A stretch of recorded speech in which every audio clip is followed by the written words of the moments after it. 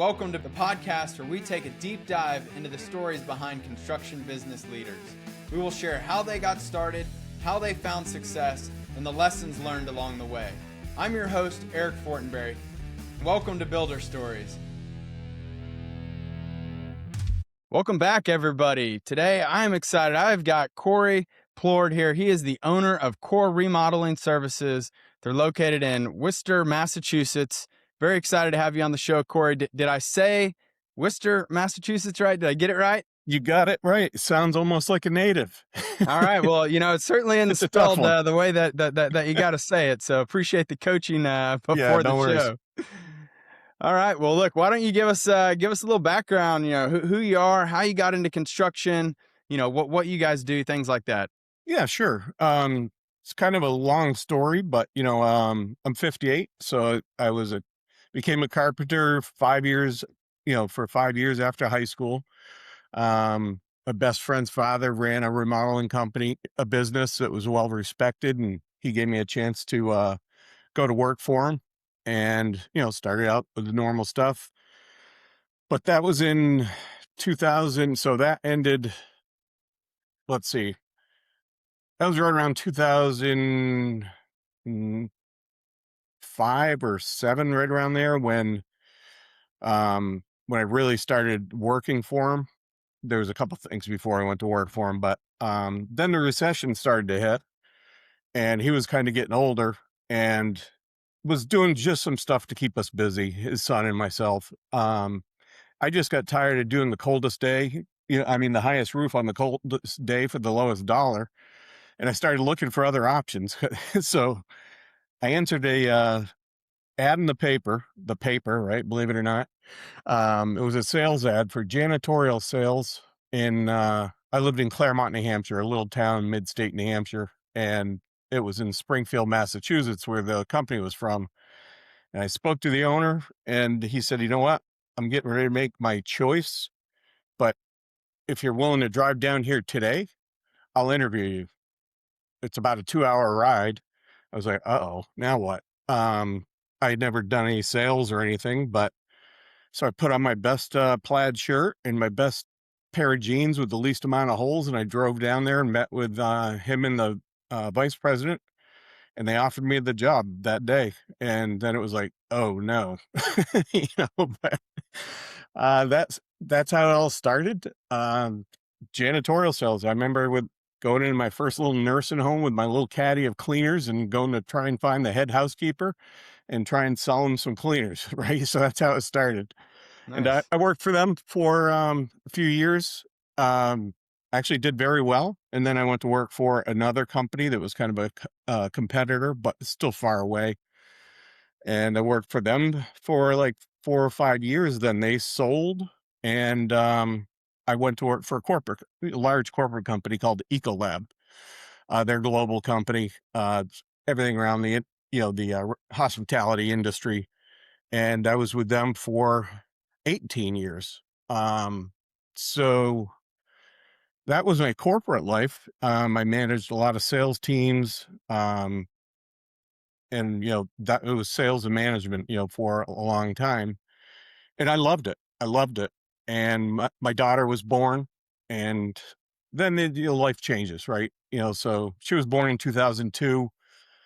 I was traveling a lot, so I wanted to be at all the plays and all the stuff that you want to do with the kids, and so I kind of lost the zeal for what I was doing. It was no longer about the next promotion and the bigger raise. It was about being able to be home with her, and I started thinking of an exit strategy. And I knew enough about carpentry to be dangerous. I always tell them, our customers, you don't want me building your home. You want my team building it. You want me running the business. Trust me. And I just, everything came back to the trades. I had owned some apartment houses, always did my own work. And I started to develop in a business. It was actually what a lot of people don't know, but it started as Cory Handyman Services. Because I was at the time married to somebody who worked in hospice and was a hospice rep, and everyone in that community, in the elderly communities, were looking for somebody safe to be in their home who could fix the steps and those type of things. So that's what I started the business around. And I built the company. I never planned on being in the field, which is a challenge, right? So, because on day one, before you have any customers, you have an employee you got to pay. So that comes with its own level of fear, but it took off well. My goal was to build a company that was built around professionalism and a lot of the things that the trades aren't well known for: great communication, great follow up, all those type of things.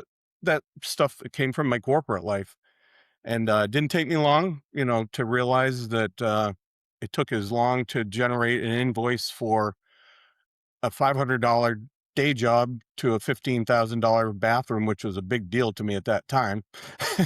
So people started asking, "Hey, can you do a bathroom?" I was like, "Absolutely." Salesperson comes out first, and then I changed the name. I think it was about 2 years into Core Remodeling Services.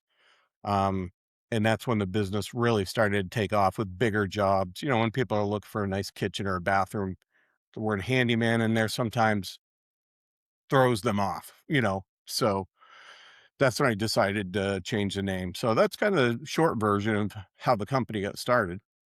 That's great. I love that, again, you had that experience working, at a couple small businesses, sort of seeing what it was like there, and then you went corporate, got to see the large businesses, how they operate, but, Yep. it sounds like you took away some good lessons from that, professionalism, communication, follow-up, and I think you're exactly right that those are, those are things that, we see a lot of contractors struggle with, and, it's probably because, again, they came straight out of the fields. They're great with the tools, but Yep. hadn't necessarily had that experience, running, and being in a larger, business where, those things are, front and center. Yeah, absolutely. So yeah, definitely a good skill set to bring. And then, I love that, again, family and life came about and led you to kind of take that leap of faith and go out on your own, which is always really exciting to start a new business. Yeah. Yeah. It's, I don't want to jump off where you want to go, but the biggest challenge there was, I started the business actually in June of 2012, but I still had my corporate position, which was a sales position. So as you probably know, in sales, if your numbers are there, no one cares what you're doing. So it was, doing my corporate thing in the daytime, building the business at night, trying to run it, from the road and all those things. Um, and I was underfunded from the beginning, so I borrowed against my 401k. Didn't realize how much it really took, and I came in with a corporate attitude. I wanted to build spreadsheets and track this and track that. Spent a lot of money that I didn't need to spend because I didn't have a customer yet, right? So, um, it Curious, where do you think where did you spend money early on that you think maybe wasn't the best use of funds at that time? it was well, the best decision I made was hiring a, office services company to, do the books, answer the phones. I had a dedicated person, so we looked bigger than we were. When you called, you got Stacy, and she knew the whole company about the company. And she'd schedule my appointments. My mail would go there, so I actually had a business address, and that was one of the better things that I ever did, and I'd say that to any contractor that's starting out, to do that, but I ended up paying them to develop, tracking sheets and spreadsheets and things that I requested, that worked well in the corporate world, tracking sales and everything like that. So I spent a fair amount of money around there. Spent some money on, some people that were business consultants that really weren't good. Um, so I wasted some money there. So those are some of the areas I would tell people to look out for, just before you go out and get some customers first, Yeah. before you start building stuff to track everything that you don't have yet. That's just a little tidbit there. Yeah, that's great advice. I've definitely, over the last, 2 decades or so, I've seen a lot of companies who, they spend a lot of time up front, sort of, what I'll describe as over engineering, the business and setting up all these elaborate, in-depth, processes. Yep. And that's great and all, but at the same time, like, your opportunity cost is to go focus on sales, and Right. let's start getting some leads coming in. Let's get some customers. Like, you Exactly. don't need to focus on scaling the business until you need to scale the business. Right. I see a lot of people who take their eye off the ball. And again, I mean, it sounds like, you've got natural gravitation to sales, but anyone else who doesn't have that drive to go do sales, will often find any other task that they can do that makes them feel productive to go do that, other than pick up the phone and Right. smile and dial and focus on sales. Right. So it's often it is a challenge early on to figure out, like, what is the highest use of my time and my funds. I mean, if you got very low, little funds available, like, you really got to prioritize every single, dollar that you spend to make sure it's on the highest effort there. Yeah, exactly. Like I said, I borrowed against my 401k, which I think it was 50 grand that I took out, and then the rest was kind of out of my pocket and stuff. But those first year or two was, first year was pretty sketchy on Yeah. financials.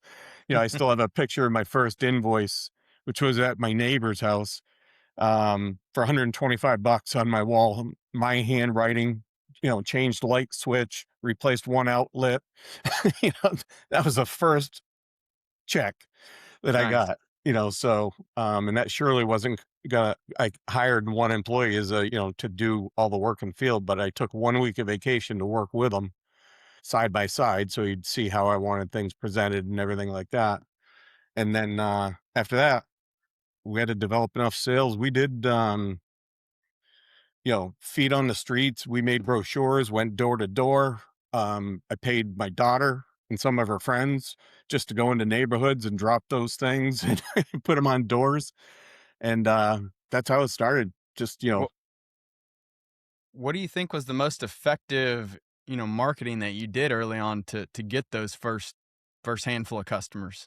it was just that. The The door to door? door to door, because I also was looking into franchises, handyman franchises. And after talking to a number of them, I felt I could build build it. So a lot of the thought I had in the beginning was building a franchise. Um, but just going door to door, and then every job we've got, it would be we had the like a trifold brochure with a door hanger on it. We would just walk around every house that's nearby that one job and put door hangers on their mailboxes and on their doorknobs. And for handyman, that worked well, because I thought we had a pretty neat brochure. It looked nice and professional, and it worked well. We went into those nice neighborhoods that were, everyone's got problems, and in that day and age, everyone was pushed towards computers, and I don't think fathers were handing down the how to fix a sink as much anymore. They were handing down experience on how to program computers and everything like that. Um, it just worked well. A lot of those neighborhoods didn't have anyone to do that stuff, and they're looking for somebody professional. They don't want just anybody in their home. We had a big logoed vehicle. We just looked bigger than we were, and then we looked professional. But in the beginning, it was door to door until we built our first, what I'd laugh at now is a website, but no one else had one. So then that started to work well. Had to learn marketing and all those things. In the beginning, it was just all me, trying to figure it out, reading a few books and doing it. What how far in was it when you built your first website? I would say we were working on it right before we started. I think it was probably 3 or 4 months in when we first got it up. We found somebody who did it on the side. I think we back then it still was a lot of money. I think it cost 4 grand, to build. And then, if I remember right, it was probably about 3 or 4 months in when we actually got it up and going. Gotcha. And when you think about, again, it's obviously everything's, a lot easier in hindsight, but when you think about kind of how you started in the handyman, arena, but then ultimately have since transitioned to, full remodels and much larger projects, obviously that's a big step up. You know, do you do you wish you would have started going straight into the remodels, or do you think it was good that you spent, however long kind of doing the smaller jobs and kind of sort of building it up, naturally, and then kind of getting that confidence, getting your crews in place? Like, would you recommend that to others who are maybe looking to start a business today? For me, I think we were able to generate a lot more jobs quicker, because back then, a full bathroom remodel, people are looking at you differently. We marketed ourselves as a handyman, fix it. It was $500. I think back then it used to be $680 for a day, and it was half that for a half day. Um, and it just so we got a lot of customers quick, you know. Right away we did some stuff for some friends and family and asked for referrals right away.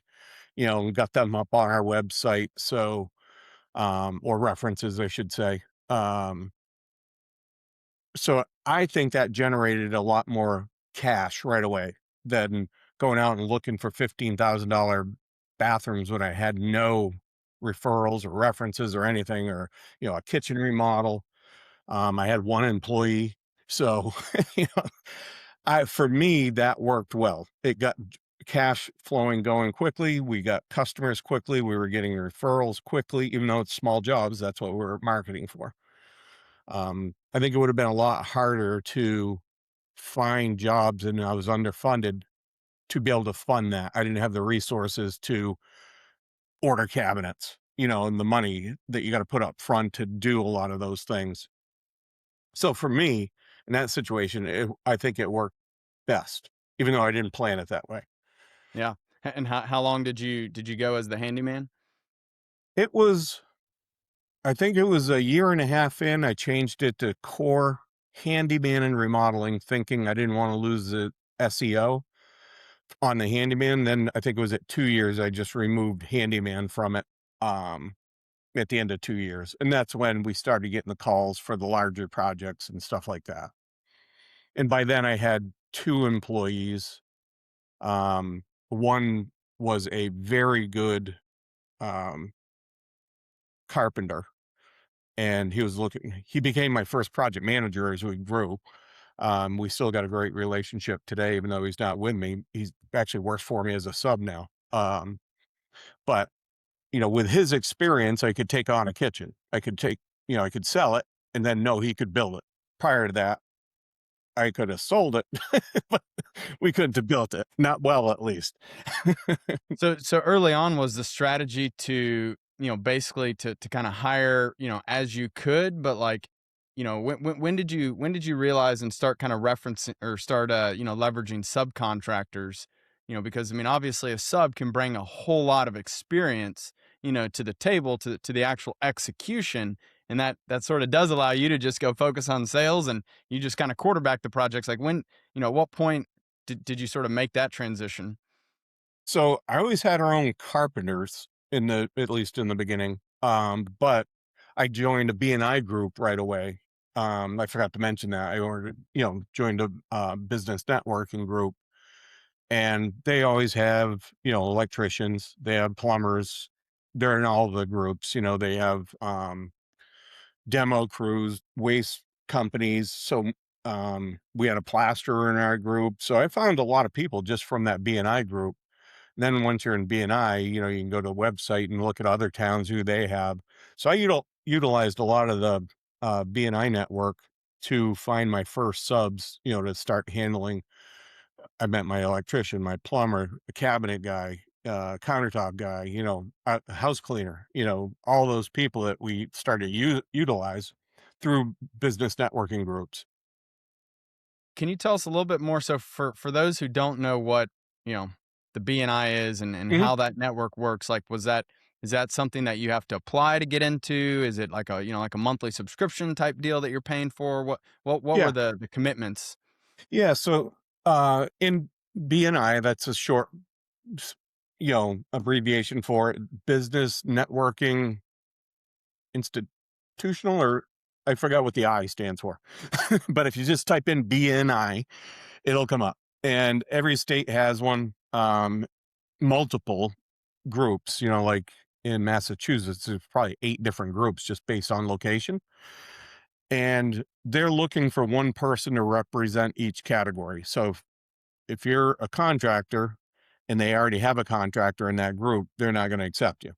Um, I was a handyman in the beginning, and they had a contractor, and they could differentiate the 2 and say, "Okay, they're not the same type of business."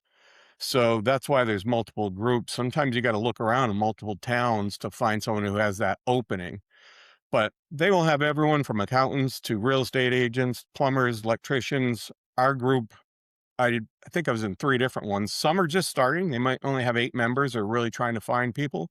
I found my way into a very established one. I think we were up to 50 trades and professionals. We had doctors and everything in there. And the whole idea is you go to a once a week meeting, usually 7:30 in the morning.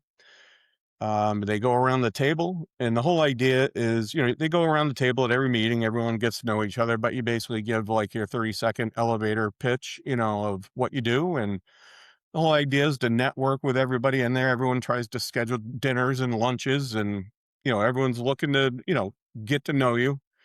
And if you're reputable, they want to refer you. That's the whole thing in that group. So basically, any time I switched to using the eye doctor in there, right? I switched to using the real estate agent in there in place of the one I had before. So everyone starts to use everybody in the group, but you got to be good at what you're doing, or you won't last long in the group. They won't refer you because, obviously, but it's a very powerful group in the beginning. I would say for everybody, long term, anyone who's been in business for a while may still be in one of those groups. The challenge you run into after a while as you grow, sometimes you need 2 and 3 cabinet companies. And then one cabinet company that's in there gets pissy because you're using other companies.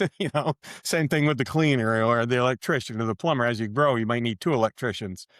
That's when it starts to get. So I'd say for anyone young or in the beginning of their business, or they're looking to scale their business, it's a great opportunity, great network to be in. That's But great. I And can see for me, I outgrew it because we needed more of every different trade. sure. Um, Do you remember what was the cost to join that? I think, and it's been probably 5, 6 years since I was in a group. I think back then it was 695 a year or Okay. something along that line. So It's probably, fairly inexpensive. yeah, I'm sure it's all relative now. I'm sure it's, more, but it's not craziness, by any means. They have get-togethers. Also, they have like a board. Everyone tries to, help out. So there'll be a board member group, that makes decisions on what the group's doing. And the dues are paid monthly. That's right. And then there's a treasurer and all that good stuff. So everyone tries to take part and, being a real member in the group. And if you don't participate, th- they'll let you know, either start participating or beat it. So similar, to RA, right? If you don't participate, get out of here. We want someone who's vested. Yeah, that's great, and I mean, again, I couldn't agree more that that is a great place, a great way, for those who are early on, trying to meet others, to find some good connections, some good trade partners, like, finding groups like that, is a great way to start to kind of build your network there. Absolutely, absolutely. You wouldn't believe how many things you end up using in those groups. Like back then, we now use ShareSync. And everything will be going to job trade here shortly, but we use ShareSync. Back then we were using Dropbox. So I met somebody who professionally knew how to set up the system in ShareSync so it's locked and it's got protections. If we let somebody go with a touch of a button, it's things you don't even realize that you're going to need, and they'll be in those groups, and it's extremely helpful. I highly recommend it to anybody who's looking to scale or is fairly new and trying to figure out how to get more customers. Because they're referring you to like people, and they know what you do, and so it's not like they're cheap leads or anything like that. It's a true good warm referral. So Sure. So you did that early on. Kind of tell us, what's the journey looked like since since then? Because it sounds like you sort of outgrew that group a little bit. You made the transition to remodeling.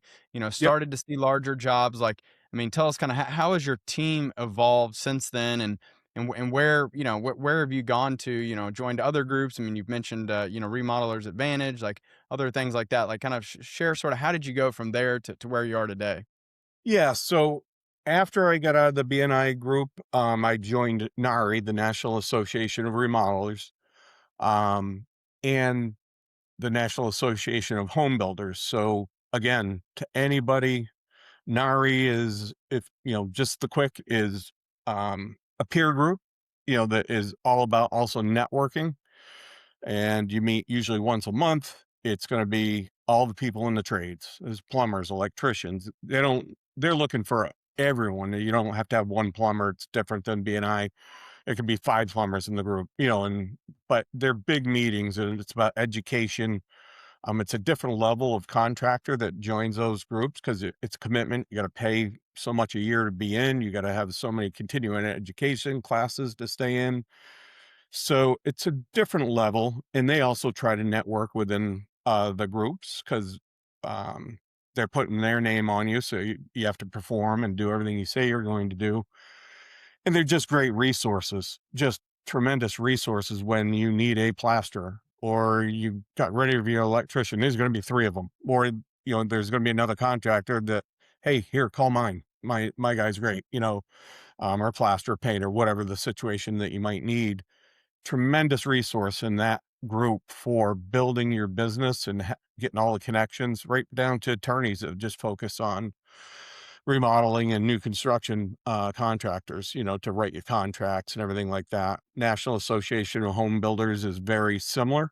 So if you just Google those things, NARI, NARI, and NHAB, um, yeah, national. I had to think about the letters there. Anyway, and those groups are, as you grow, there's just so many more resources they can help you scale. Those were huge. Um, I kind of stopped. I'm still a member of both. But then COVID hit, right, in 2020, and kind of stopped attending the meetings. I got off the whack of doing it because they were doing them online. Everyone was trying to figure it out, right? And it kind of sucked. So, still a member of both groups, but I kind of got out of the um, going on a regular basis in that networking piece because it was blowing up. And then, as you know, it's funny. I was listening to one of your podcasts. I forgot the one. It was a recent one just the other day, and it was talking about this kind of. Then all the aftermath of COVID came, and everything blew up. Right, and everyone was so busy. You could be a crappy contractor and still be booked. Yep. Um, and after that, once that's, and I think it was around 2023 when that started to come down, I hit a business wall. Um, my pro- my pr- one project manager at the time, and I, I brought him in a bit. He wants to be a part of the company long term. I realized I didn't. I was just in a mental slump. I couldn't, and it's hard to admit it. That you don't know anymore. All my professionalism, everything I learned, had taken me as far as I could go. And you probably know the saying, you only know what you know, and you don't know what you don't know. And I used up everything that I knew, and I couldn't see how to grow the company anymore and how to figure it out. And I looked into Remodelers Advantage. At that time, I wasn't quite ready to be stripped down, you and to show out all my ugliness and all the things that I couldn't do and didn't do right. Um, and then in 2024, I was like, something has to change. I looked back in. It's funny. I started listening to podcasts. I said I got to get back into networking, podcast learning. I had gotten out of it, and it just felt like I hit a wall hard and didn't know what to do next. And so I started to listen to Spencer Powell's. He had a time podcast at the time where he interviewed remodelers. It wasn't all about marketing. It was just he interviewed a different remodeler, It seemed like every other freaking one mentioned RA, and that's when their careers turned, and it helped fix everything. They were able to learn their numbers, and you know, I think you had 286 episodes. I listened to them all, over the course of driving to appointments and around and everything like that. And then I think it was October '04 that I 24 that I called, and you got to go through an interview process, and they accepted me. And January of 25 is when we started the onboarding process, and it's been the best decision I've made, and I'm only a year and a half, into it. Um, Mike Hodgin, I don't, I believe Mike. He's a facilitator. He was a facilitator in my first meeting, and I really liked him a lot. And then I hired him as our coach, and so I'm still working with Mike now, and he's fantastic. He's like savantish when it comes to numbers and seeing things, in a different way. So I would recommend to anybody, if it doesn't even have to mean you're struggling like I was, but I would imagine that's why people would normally go there, get in there to get around like people that have been there, done that. They hold you very accountable to improving your business. I won't go through everything that you got to go through in there, but you're there, you're sharing all your ugliness and your secrets and all the stuff that you didn't want anybody to know, and all that stuff. Uh, and truly learning how to know your numbers. I know everyone says that, what's that mean? It takes a while. you know, we're still, I had a meeting with Mike just yesterday. We're still making tweaks to get the numbers right, and that's what I found out. Basically I was pricing my business to break even. That's what I learned through that whole process. I wasn't charging enough. I didn't have my burn rate right. We didn't use a whip, a whip report, work in progress, if somebody's not familiar with that, and how to read them. And we're last year in 25, we had our best net profit that we've ever had. It was 5.5%, but it was a lot better than what we had in the past.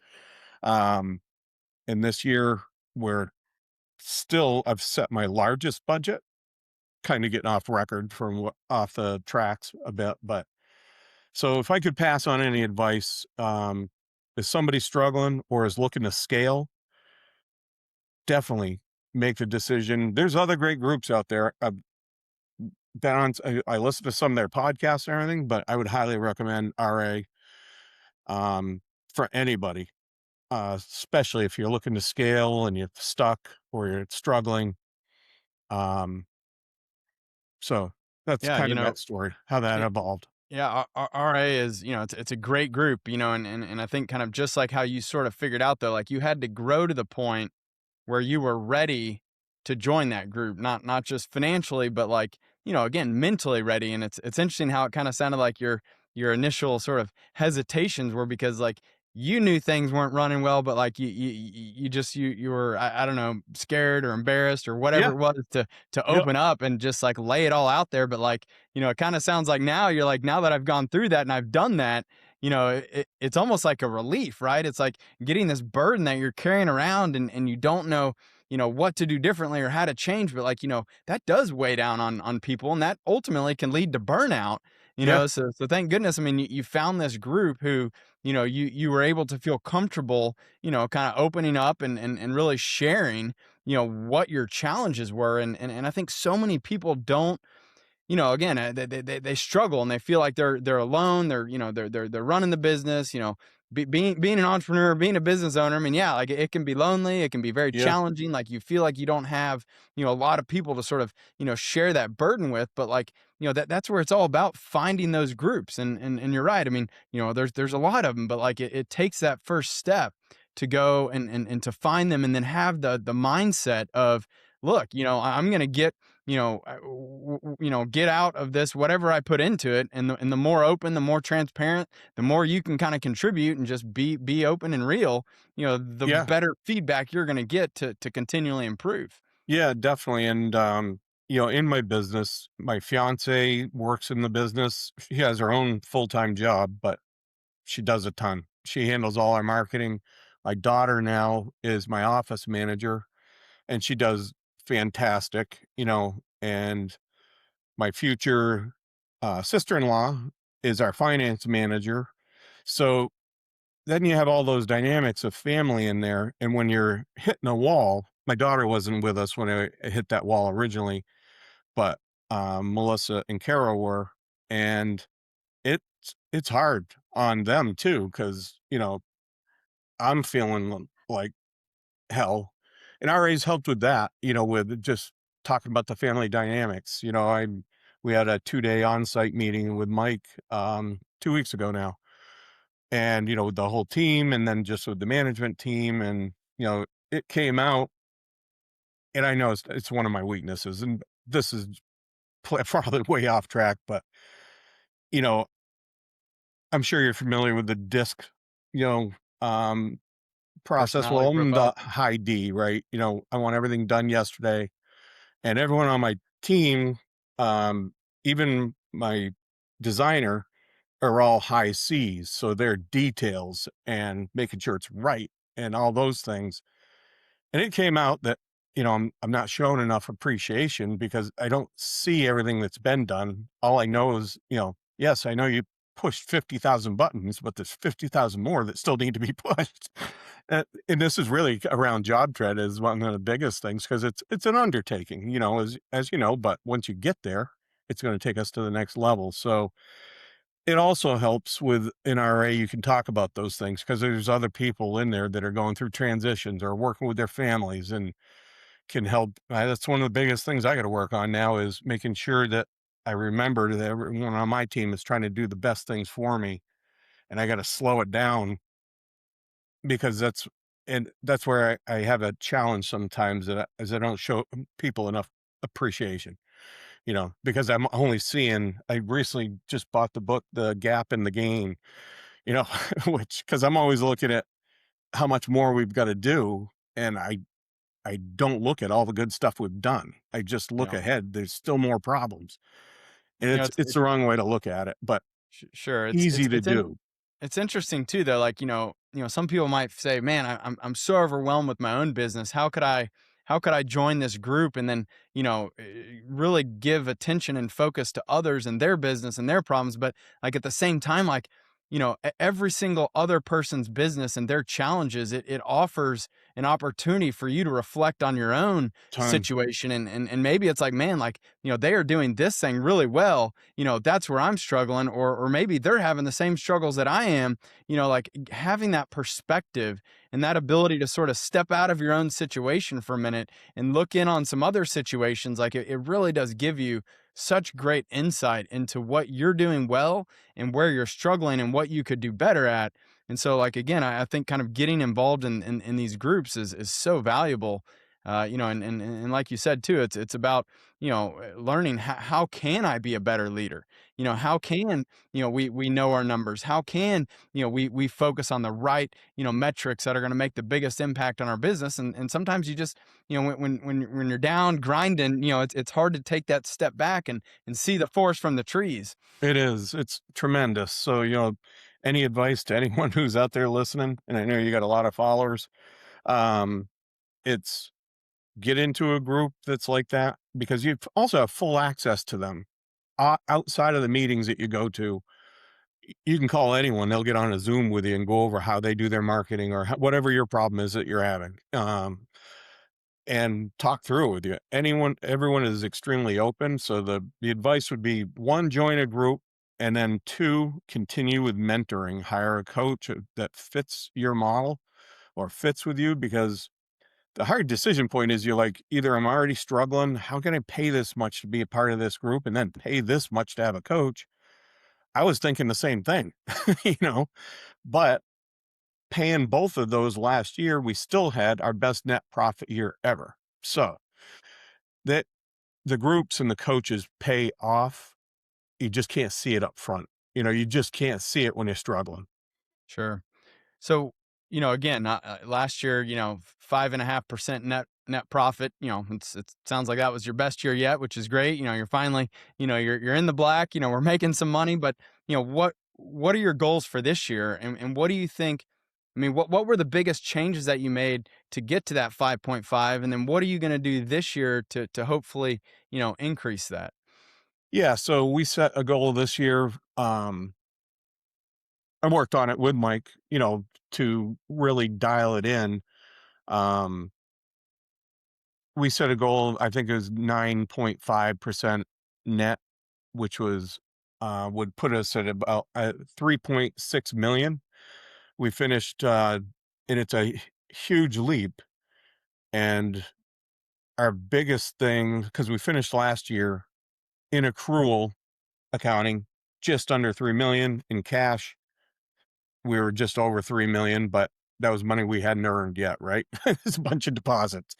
Um, so this year, it's a big, growth piece to try and do 600,000 more. So what I really focused on last year is our average job size produced last year was 78,000. And last year was for me, it was a hard sales year. It was behind what I was normally at. Our goal was to improve our marketing towards a higher scale customer. So far to date this year, we've got 2.6 million sold, and the average sold customer size is 220,000. So it, the marketing, which is done by Melissa, my fiance, she doing it all at this point. She just digs in. She kills it. She's built our website. She's figured out AI. She's figured out SEO. And we've gone back. She's redone the whole website so it's more AI friendly. Redid all our pictures. Professional. We got a professional photographer. All things RA said, hey, these things got to be updated if you want this type of customer. Um, I was like, I can't be taking them on my phone anymore with toothbrush in the background and dirty glass in the sink.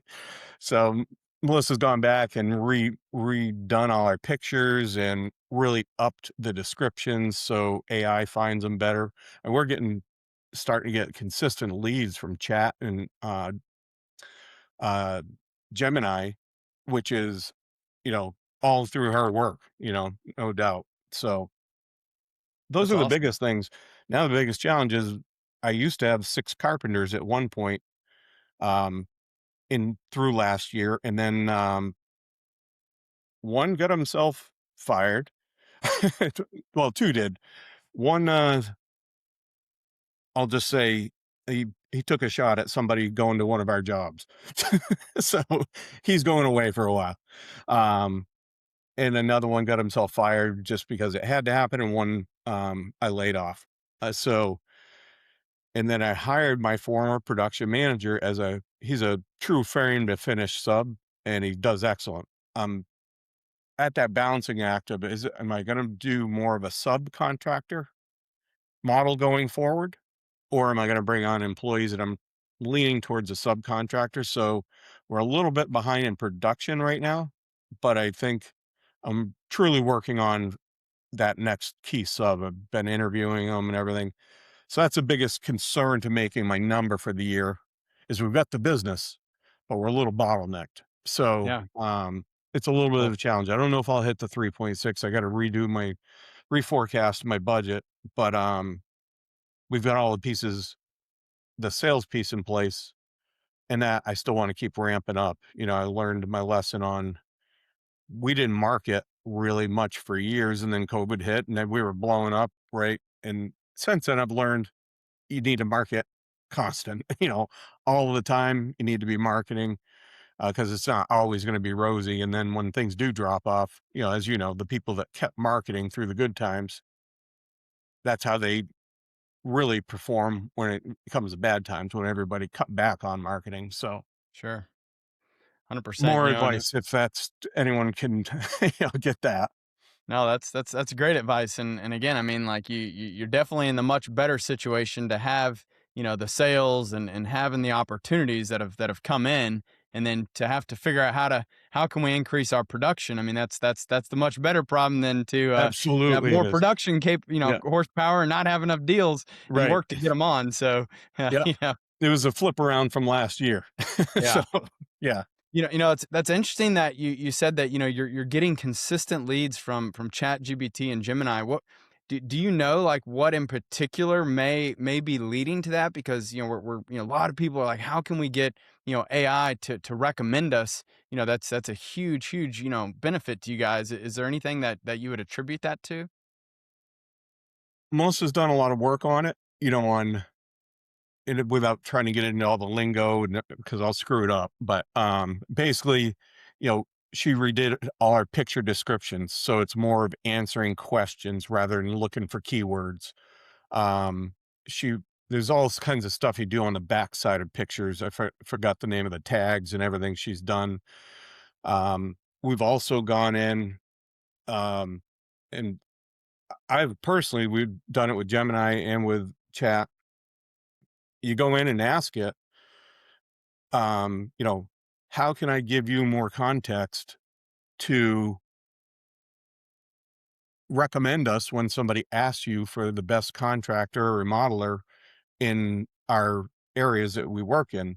It'll give you a list of questions to answer and say, once you answer them all, once you learn how to prompt it and, everything like that and keep asking better questions, it, it'll finally get to a point where and I've had it. We analyzed our website. Anyone can do it. Just ask chat to go analyze your website and it'll come up with, here's all your things you need to do. Here's the top, here's priority. Here's second tier. Here's long term. And if you just follow those things, it'll start improving your website. Um, It'll tell you what to do so it can find you. So, and so we basically gave it all the information. Here's what we specialize in. This is what our company is built on. Here's our priorities, our core values, all those things. And all that work is paying off. I forgot what it was through March. I think it was through 3 months. It may not sound like a lot, but 9 chat leads came in the first 3 months of the year. It's getting to be, and just the other day, Melissa sent me, we just recently got 3 from Gemini, which, so I haven't even asked what it's been lately, but, And it are you finding these to be, like, qualified leads? Like, not just kind of, I mean, sometimes, like, on Meta, you get just a bunch of, kind of click fraud and, not quality leads. Like, these are actual quality leads that, there's a real opportunity here. I think they're more qualified than any normal leads from Meta or anything like that. Nice. Because literally what we'll ask is in our questionnaire when people, go on, um, Melissa's put it in there, what did you, if you can you specifically write what you texted in or wrote into chat? And it'll Mm. say, looking for the best bathroom remodeling contractor in Worcester County. Okay, great. Now we know the types of things it's looking for, but somebody who's typing in that is looking for a good contractor. If somebody said who's the best front step fixer in, in Worcester County, and it's not going to find us. So, Yeah. um, it's Nice. really, the leads tend to be very solid that come in, not that everyone is sold, but somebody who's doing ADUs have taken off for us. Accessory dwelling units are huge in Massachusetts. Melissa built a whole page on it, did it right. We're getting a lot of the leads, but it's some of those chat leads are who specializes the most in ADUs, or they'll put actual ADUs in Worcester County, and it's bringing us up, you know, just because she built a page specifically well done for AI. When you can take a page and just tell AI to word it so it recognizes, so AI will recognize it more, and then obviously you got to check your work and tweak it and make it your own. Sure. Um, but Well, just what doing I'm those little hearing things. what I'm hearing is that, again, with your wife's or fiance, sorry, Melissa. Sure, it's my wife, and it's Yeah. 12 years. So Okay. So with, with her help though, like, you've put a very concerted effort on focusing on your marketing because you now understand the importance of filling that top of the funnel, getting Yeah, the deals, getting the lead flow coming in so that you have those opportunities, to, those at bats to go and pitch the deal and then hopefully win them. That sounds like that's really paying off and helping you guys to kind of, keep that top of the funnel flowing. it definitely is. I'm excited about this year, definitely from the sales side. We also hired a designer last year who is also a salesperson, and she's starting to produce now. I think she's sold year to date 250,000 year to date. Nice. Um, and that's going to be how I'm going to build a sales team. I like that picture, that concept. So what she sell right now, there's not she hasn't sold enough. So she's still designing some of my stuff and everything like that. But the goal is to get it to where she sells and then designs what she sells. And and then we would do it the same for another one. We've got so much business now that I've got a couple subcontractor designers working with us also, over and above her because there's just too much to be designed right now that one person can handle. So that'll be the next step, is getting another sales slash designer. So I want to ask you, I want to sort of pivot back to one thing you said earlier was, again, like the importance of knowing your numbers. You learn that you weren't, pricing your jobs appropriately. Yep. You didn't understand your burn rate. You didn't understand, how much you needed to make, from a gross profit perspective to cover your overhead and then ultimately to put some on the bottom line. What what could you share with others? Because I hear this challenge every day. Yep. Pricing, I think, is one of the hardest things to figure out, really, for any business. So kind of how have you learned and sort of kind of walk us through sort of your pricing strategy and how how do you find that balance between earning what you need to make for the business, but not feeling like you're pricing yourself out of jobs. Like how do you sort of walk that line and give us any guidance you can there? Yeah. So we had a burden calculator, right? I had a coach that I worked with a little bit when I was still in the handyman side, and he gave me a good estimating form and a burden calculator that he had developed. So we put in there what we knew, but as I've learned through RA, it looked like it was a lot, that we were charging a lot for a burden rate. But until we started to figure out all our indirect costs, and a lot of people, without making it too much, people just think of what's on the job as, my costs, and what labor went into it is my costs. But there's so much indirect that a lot of people consider overhead that really should be moved up into indirect costs because they do affect a job. They do affect a job. Like when my project manager goes out, he's affecting jobs. He may not do every job.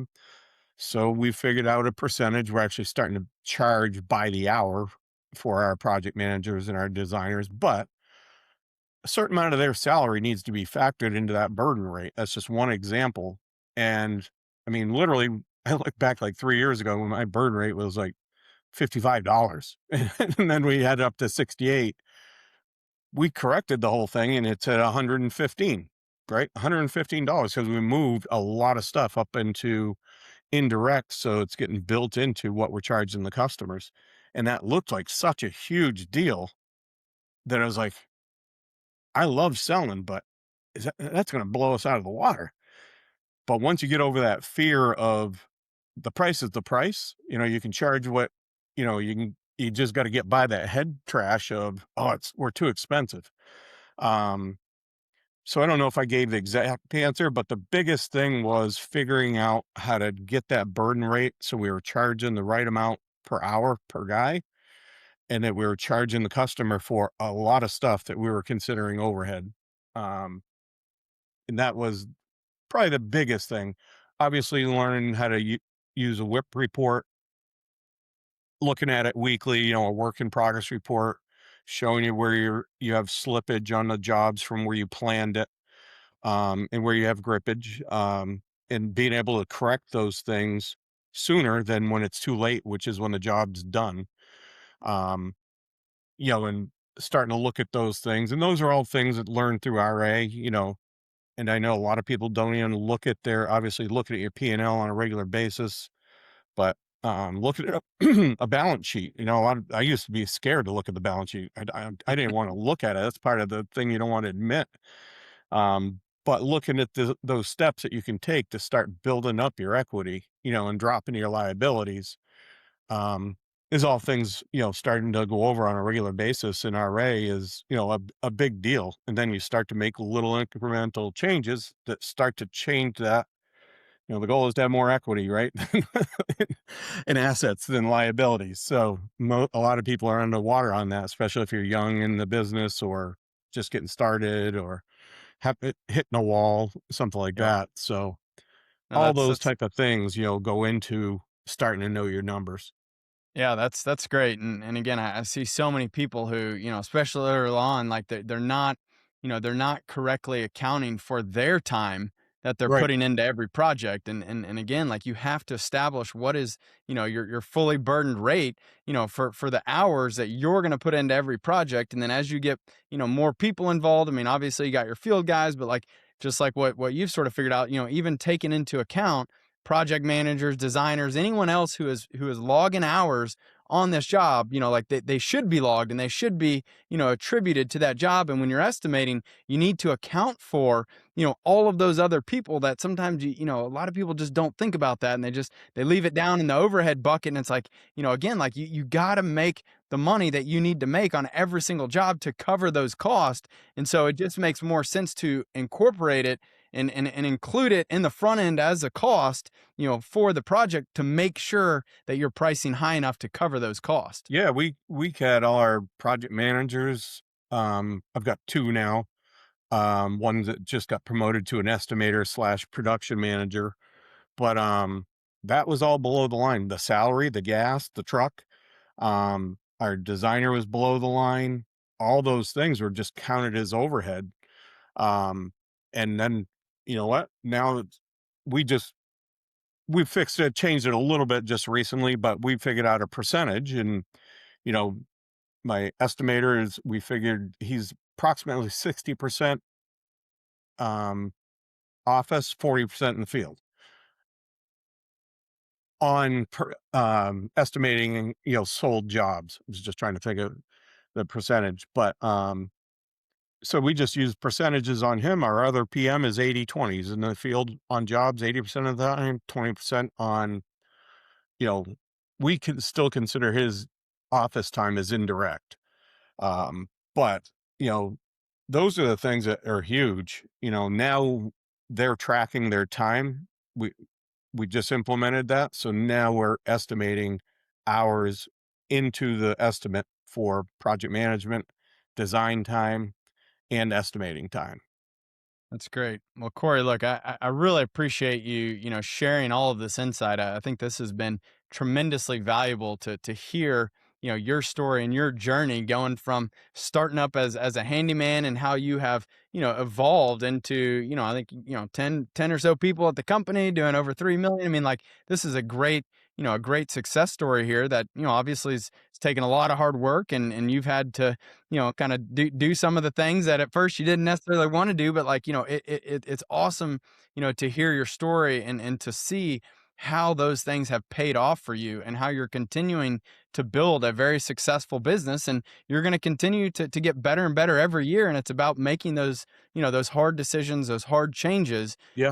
You've found the right people, you've joined RA, you've got a great coach, like, you're making all the moves that you need to make to continue to figure out how do I take my business to the next level. And, you're doing it in a methodical way. It's not just, kind of haphazardly and we're just going to react when things happen. Like, again, it's that forethought and it's about building, the right foundation for your business and continuing to strengthen it as you go. And I just, I'm excited for you, Corey. I think you got a very bright future. I'm excited to see where you can take the business. And I appreciate you sharing these challenges that you've had with everyone out there because, again, it's at the end of the day, we need more great role models and people who are real and willing to share, their challenges and how they've overcome them, because that will help so many others, and at the end of the day, like we need every contractor to build a great business and to do right, by the consumers, the customers. Like, that's how we elevate this industry as a whole, so that we quit having those contractors who aren't doing the right things, and they're not managing their cash flow, and they're robbing Peter to pay Paul. Like, that doesn't help anybody. No. So I appreciate you, Cory, and I'm so grateful that you came on to share all of this. Yeah, and I appreciate the opportunity. Definitely do. I appreciate it, and I look forward to getting Job Tread all implemented, because that's part of our growth strategy.